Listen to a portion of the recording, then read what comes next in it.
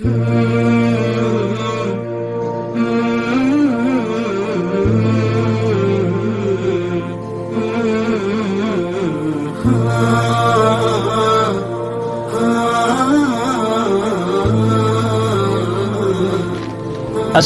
علیکم ورحمۃ اللہ وبرکاتہ۔ بسم اللہ الرحمن الرحیم۔ صرف 5 منٹ کا مدرسہ قرآن و حدیث کی روشنی میں 18 ذی الحجہ۔ اسلامی تاریخ سلطان صلاح الدین ایوبی رحمۃ اللہ علیہ کے اوصاف۔ سلطان صلاح الدین ایوبی رحمۃ اللہ علیہ جہاں ایک طرف مصر و شام کے بادشاہ تھے تو وہیں دوسری طرف ایک سچے پکے مسلمان بھی تھے۔ علم اور اہل علم سے بڑا لگاؤ تھا۔ وہ خود بھی عالم تھے، نماز کے بڑے پابند تھے، بیماری کی حالت میں بھی امام کو بلا لیتے اور کھڑے ہو کر نماز ادا کرتے۔ ایک موقع پر فرمایا کہ سالہ سال ہو گئے ہیں مگر میں نے ایک نماز بھی بغیر جماعت کے نہیں پڑھی۔ تعجب کی بات یہ ہے کہ بادشاہ ہونے کے باوجود عمر بھر زکوٰۃ فرض ہونے کی نوبت ہی نہیں آئی۔ صدقات و خیرات میں سارا مال خرچ کر دیتے، کبھی اتنا جمع ہی نہیں ہونے دیتے کہ زکوٰۃ فرض ہو۔ قرآن شریف سنتے تو اکثر آنکھوں سے آنسو جاری ہو جاتے۔ بڑے رحم دل اور بردبار تھے۔ خادموں اور اپنے ساتھیوں کی غلطیوں کو نظر انداز کر دیتے تھے، حتیٰ کہ بیت المقدس جب فتح ہوا تو عیسائیوں کا بادشاہ گائی سلطان صلاح الدین ایوبی کے سامنے لایا گیا۔ بادشاہ بہت ڈرا ہوا تھا کہ اب قتل کر دیا جاؤں گا، مگر سلطان نے اسے اپنے پاس بٹھایا اور اطمینان دلایا کہ وہ قتل نہیں کیا جائے گا۔ بہرحال اللہ تعالیٰ نے ان کو بہت سی خوبیوں سے نوازا تھا۔ سن 580 پر 9 ہجری میں ان کا انتقال ہوا۔ حضور صلی اللہ علیہ وسلم کا معجزہ غیبی مدد۔ صحابہ کرام رضی اللہ تعالی عنہم اجمعین فرماتے ہیں کہ ہم ایک سفر میں اللہ کے رسول صلی اللہ علیہ وسلم کے ساتھ 400 آدمی تھے۔ ہم لوگوں نے ایسی جگہ پڑاؤ ڈالا جہاں پینے کے لیے پانی نہیں تھا۔ ہم سب گھبرا گئے۔ اتنے میں ایک چھوٹی سی بکری اللہ کے رسول کے پاس سامنے کھڑی ہو گئی۔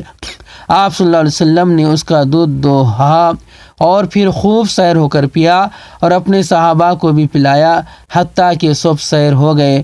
اس کے بعد اس بکری کو باندھ دیا۔ صبح کو اٹھ کر دیکھا تو بکری غائب تھی۔ حضور صلی اللہ علیہ وسلم کو خبر دی گئی تو آپ صلی اللہ علیہ وسلم نے فرمایا، جو خدا اس کو لایا تھا وہی اسے لے گیا۔ ایک فرض کے بارے میں وراثت میں لڑکی کا حصہ۔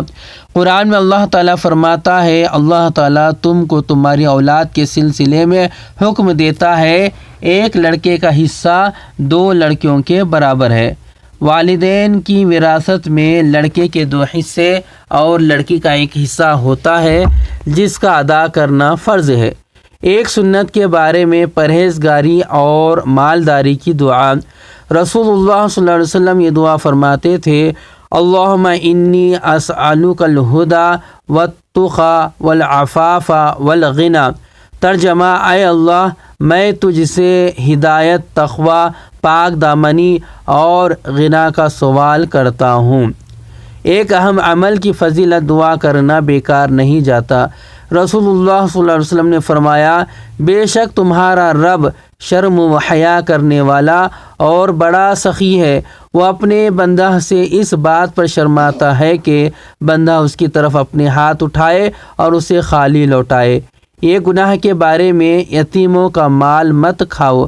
قرآن میں اللہ تعالیٰ فرماتا ہے، یتیموں کے مال ان کو دیتے رہا کرو اور پاک مال کو ناپاک مال سے نہ بدلو اور ان کا مال اپنے مال کے ساتھ ملا کر مت کھاؤ۔ ایسا کرنا یقیناً بہت بڑا گناہ ہے۔ دنیا کے بارے میں مال و اولاد قرب آخرت کا ذریعہ نہیں۔ قرآن میں اللہ تعالیٰ فرماتا ہے، تمہارے مال اور تمہاری اولاد ایسی چیز نہیں جو تم کو درجے میں ہمارا مقرب بنا دے، مگر ہاں جو ایمان لائے اور نیک عمل کرتا رہے، تو ایسے لوگوں کو ان کے اعمال کا دگنا بدلہ ملے گا اور وہ جنت کے بالا خانوں میں آرام سے رہیں گے۔ آخرت کے بارے میں گنہگاروں کے ساتھ قبر کا سلوک۔ رسول اللہ صلی اللہ علیہ وسلم نے فرمایا، جب گنہگار کافر بندے کو دفن کیا جاتا ہے تو قبر اس سے کہتی ہے، تیرا آنا نامبارک ہو، میری پیٹھ پر چلنے والوں میں مجھے تجھ سے سب سے زیادہ ناپسند تھا۔ جب تم میرے حوالے کر دیے گئے اور میرے پاس آ گئے تو تم آج میری بدسلوکی دیکھو گے۔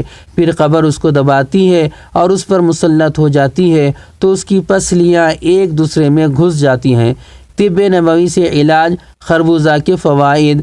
رسول اللہ صلی اللہ علیہ وسلم نے فرمایا، کھانے سے پہلے خربوزہ کا استعمال پیٹ کو بالکل صاف کر دیتا ہے اور بیماری کو جڑ سے ختم کر دیتا ہے۔ نبی صلی اللہ علیہ وسلم کی نصیحت۔ حضرت انس رضی اللہ تعالیٰ عنہ کی والدہ نے سرکار دو عالم صلی اللہ علیہ وسلم کی خدمت میں حاضر ہو کر عرض کیا، مجھے کچھ وصیت فرمائیے۔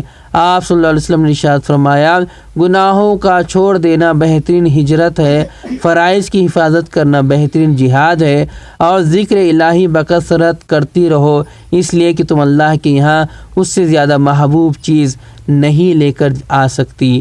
اللہ تبارک تعالیٰ سے دعا کرے کہ اللہ تبارک تعالیٰ ان باتوں پر عمل کرنے والا بنائے اور ان باتوں کو یاد رکھنے والا بنائے۔ اگر مجھ سے کہنے میں کچھ خطا غلطی ہوگی تو میری اصلاح فرما دے۔ السلام علیکم ورحمۃ اللہ وبرکاتہ۔